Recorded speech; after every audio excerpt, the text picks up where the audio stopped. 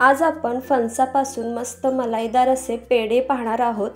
यापूर्वी तुम्ही फणसाच्या वेगवेगळ्या मिठाई पाहिल्या असतील, पोळी असेल, सांदण असेल किंवा फणसाचे घारगे असतील, बर्फी असेल, पण ही एक युनिक रेसिपी आज आपण करणार आहोत। अगदी फटाफट तयार होते। चला तर मग पटकन रेसिपीला सुरुवात करूयात। तर इथे मी 10 ते 12 फणसाची गरं घेतलेली आहेत। यातील बिया काढून टाकायच्या आहेत आणि स्वच्छ पाण्याने धुवून घ्यायच्या आहेत। तर आता काय करायचं, ही जी गरं आहेत ते एका मिक्सरच्या भांड्यामध्ये काढून घ्यायची आहेत।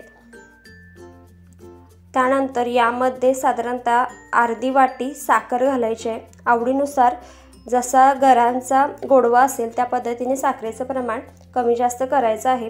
1 पाऊण वाटी मिल्क पावडर घालायची आहे आणि 1 ते 2 हिरवी वेलची घालायची आहे। आता हे मिक्सरला छान असं वाटून घ्यायचं आहे।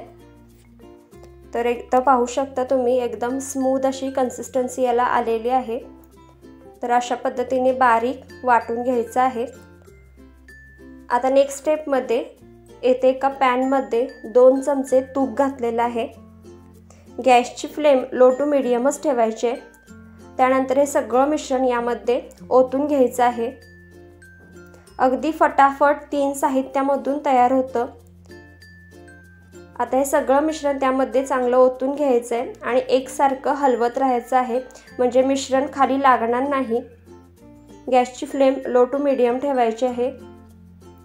तुम्ही जर या चॅनेलवर नवीन असाल तर प्लीज अशाच नवनवीन रेसिपींसाठी चॅनेलला सबस्क्राईब करायला विसरू नका। बेल आयकॉनवर क्लिक करा, म्हणजे येणाऱ्या नवनवीन रेसिपींचं नोटिफिकेशन सगळ्यात आधी तुम्हाला मिळेल। आणि जर रेसिपी आवडत असतील तर प्लीज एक लाईक करायलाही विसरू नका। तर तुम्ही इथे पाहू शकता हळूहळू या मिश्रणाचा कलर चेंज होत आलेला आहे आणि मिश्रण आटत देखील आलेलं आहे। एकसारखं हलवत राहायचं आहे, नाहीतर खाली मिश्रण लागण्याची शक्यता असते। आणि जसं मिश्रण आटत जातं तसं याला छान कलर येत जातो। चांगलं एकसारखं हलवत राहायचं आहे। साधारणतः 5 ते 7 मिनिटं लागतात ही प्रोसेस व्हायला। तुम्ही पाहू शकता मिश्रण छान असं आळून आलेलं आहे आणि त्याचा कलर देखील चेंज झालेला आहे। जसा पेढ्याला कलर असतो ना, त्या पद्धतीने हलका हलका ब्राउनिश कलर याला आलेला आहे। तुम्ही पाहू शकता एकसारखं आता हे हलवत राहायचं आहे। तर आता आपण हे जे मिश्रण आहे ते चेक करून पाहूया। हलकासा पाण्याचा हात लावायचा आणि हे मिश्रण हातावर घ्यायचं। अशा पद्धतीने मिश्रण गोळा होत आलं की पेढ्यासाठी लागणारं मिश्रण तयार झालेलं आहे असं समजायचं। तुम्ही पाहू शकता। आता यावेळी गॅस बंद ठेवायचा आणि मिश्रण आपल्याला हलकंसं थंड करून घ्यायचं आहे। आता हे जे मिश्रण आहे ते एका प्लेटमध्ये आपण काढून घेऊयात।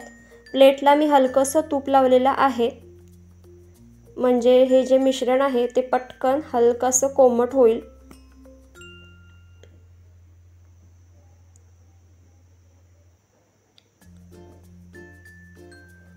आता हलक्या हाताने ह्या मिश्रणाच्या अशा पद्धतीने गोळा करून घ्यायचा आहे आणि याचे पेढे वळवून घ्यायचे आहेत।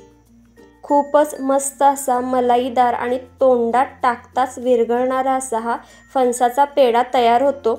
हवं तर तुम्ही याला ड्रायफ्रूटने सुद्धा सजवू शकता। तर अशा पद्धतीने याचे पेढे वळवून घ्यायचे आहेत। सुरुवातीला शेप न देता तसेच फक्त गोळे तुम्ही वळवून ठेवायचे आणि सगळे करून झाले की पुन्हा एकदा हलक्या हाताने याला तुम्ही शेप देऊ शकता। तर अशा पद्धतीने आपण बाकीचे पेढे वळवून घेऊयात।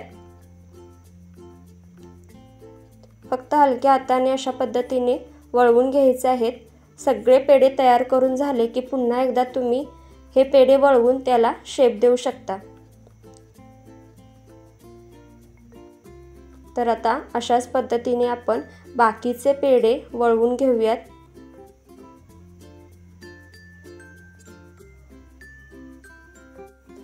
तर इथे मी बाकीचे सगळे पेढे छान असे वळवून घेतलेले आहेत।